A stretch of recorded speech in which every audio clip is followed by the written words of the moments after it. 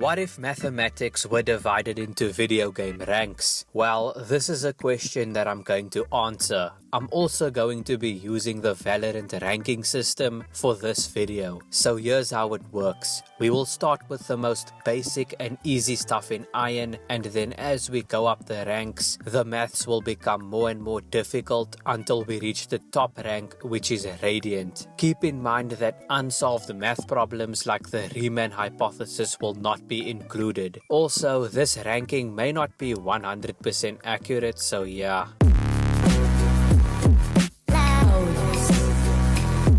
Welcome to the lowest rank ever. This is the rank where the most basic beginner level math is commonplace. I'm talking about maths that are so easy that even a 4-year-old can do them. Iron level math are things like addition, multiplication, subtraction and division, which are also known as basic arithmetics. You know, stuff that you already learned in kindergarten. Iron level math problems are things like 2 plus 2, 4 times 5, 80 divided by 4, 100 minus 36, you know, stuff like that. All I'm saying is that literally anyone who is in school or finished school should be capable of doing math in this rank. Even middle school dropouts can do Iron level math. Like, if you can't do Iron level math and you're older than 6 years old, then you either didn't go to school at all or you have severe mental impairment.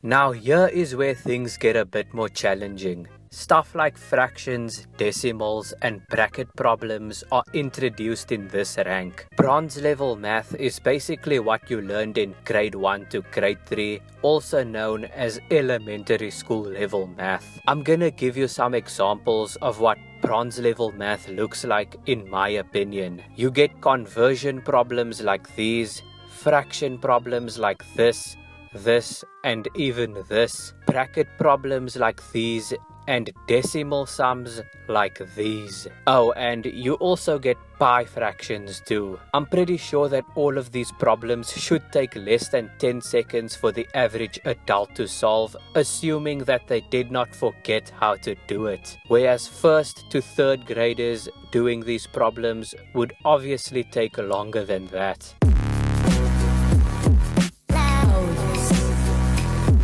The difficulty gap between Iron and Bronze is already quite noticeable, but the difficulty gap between Iron and Silver is already humongous. This is also the rank where BODMAS, beginner level geometry and exponents are introduced. Although fractions, decimals and bracket problems are still in this rank, they are a lot more advanced compared to what you get in Bronze. For example, right? You get BODMAS problems like these. Instead of getting simple fraction problems like these, you now get fraction problems where there's mixed numbers and the denominator is different from each fraction, as well as fractions where a mix of multiplication, subtraction and division is involved. In conclusion, silver level math is what you learn in middle school from grade 4 to grade 6.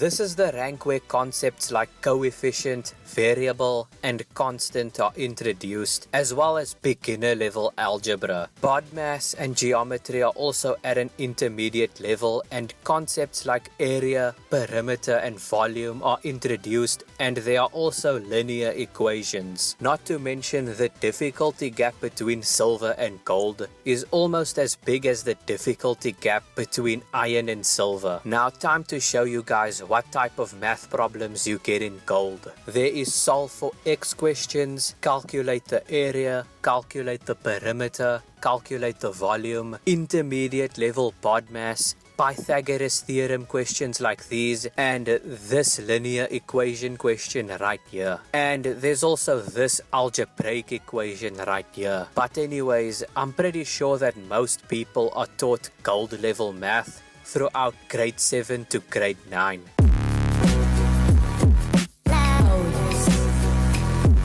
This is the rank where things start to get really complicated. 2 branches of mathematics are introduced in this rank. Can you guess what they are?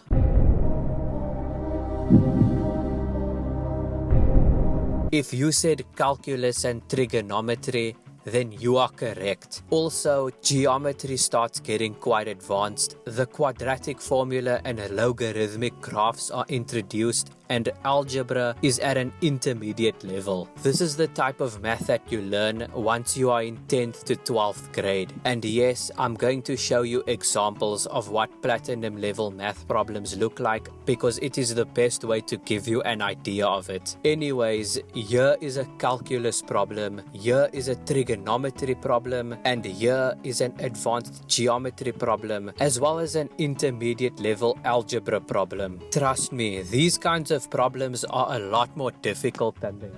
At least you could somewhat understand the problems that you get in gold.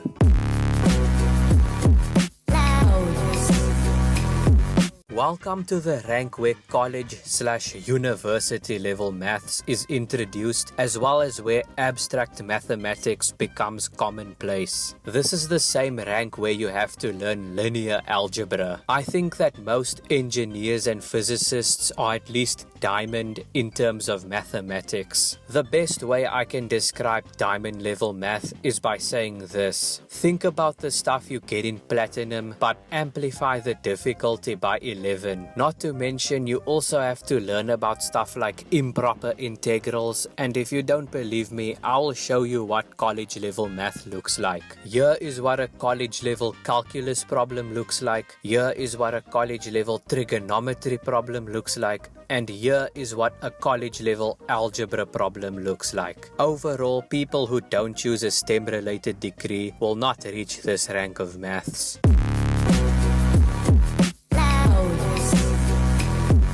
Welcome to High Elo. We have officially escaped Low Elo and Mid Elo. Ascendant is the rank of where postgraduate level math is introduced. Most mathematicians and physicists who are going for a PhD should be around this rank. This is also the same rank where you also have to know a lot of mathematical constants. Not to mention, you're also going to be learning about algebraic topology, which honestly looks like a nightmare. There's also stuff like linear PDEs and non-linear PDEs, as well as category theory. Oh, and there is also real analysis, which also looks like another nightmare, all introduced in the same rank.